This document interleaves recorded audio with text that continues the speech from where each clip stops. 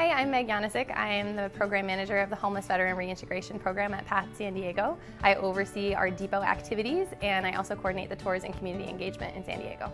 So back in 1928, this was the San Diego Athletic Club. Where we're standing used to be the basketball court. In this top portion right here, what those are now is studio apartments. So we have 73 studio apartments that function as permanent supportive housing units for our residents. So as you move through the depot, you'll see that we have a train theme down here. I've already mentioned that PATH is the one-stop shop. So for a depot, a train depot is where you can kind of get anything, you can go anywhere.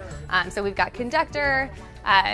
One of the ones I love to point out is our travel agent, so that's just a nice way of saying case manager, but we like to keep things whimsical. Lounge, I mentioned that we provide meals for breakfast and dinner for 150 individuals. If we get 10 or 20 sandwiches that come in a donation, we obviously can't serve 150 people off of 20 sandwiches, so we put the sandwiches in here and anyone who's walking by or spending time in the depot or taking a class is able to grab that sandwich and have lunch for the day. So the Career Center, it's free printing and there's no timeline for how long they can be on here, it's just during business hours. So we hear from a lot of our people that the library has a 1 to 2 hour limit.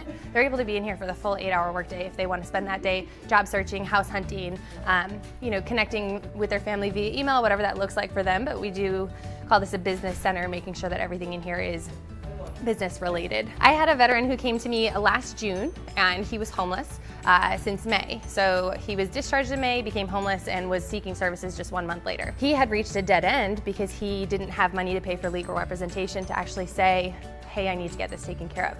So this is my office right here. I walked in next door to legal aid and we happen to have Lee, she's our family law specialist, and she was in there that day. And she ended up, long story short, representing him pro bono in court. This is my office. What we do in HVRP is very bare bones. We find employment for homeless veterans. For us, we are funded through the Department of Labor, so we have funds to get everyone their right to work documents.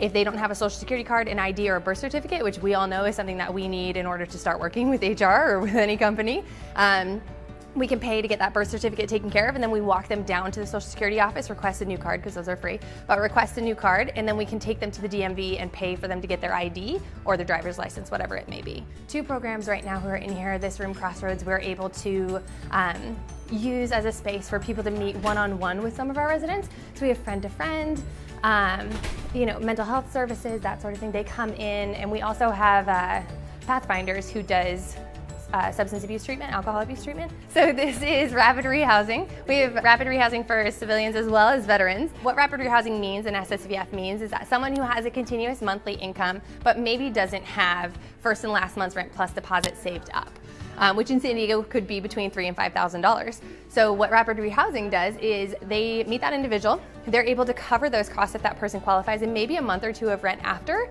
And then once that individual has some footing underneath them, they're able to keep that monthly income that they have and then sustain after that subsidy is gone. So this is our hair salon. On the 2nd and 4th Mondays of every month, we have 2 volunteers who come in and they spend 3 hours each in here.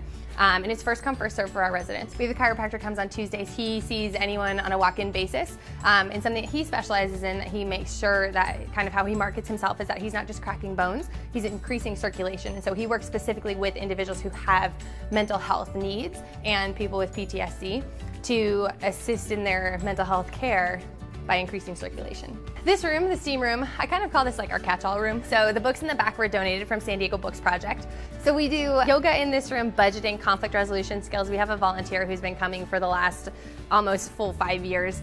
He's been here since day 1. He volunteers every Wednesday and he teaches our conflict resolution classes. Our only person who's actually PATH staff in the kitchen is Annie. And so we rely heavily on the goodness of our volunteers and the goodness of our partners to donate that food so that we are able to feed our people, 150 people, twice a day. So 300 meals. And then the staff does, usually like once a quarter, we do a pancake breakfast for our residents. And then we also work with the Wounded Warrior Project. They adopted us as like their community service for the year. So this is our clothing closet. It was originally set up by the Westfield Malls before we opened, and they were generous to donate our rolling racks, and then some of the clothes came in. They still have, tags on. So some of these are great value. We do have residents who come in here when they, has an interview and they don't have interview clothes. Or for someone who comes in with nothing but the clothes on their back, we have a more casual section that they can come in and pick some t-shirts and jeans.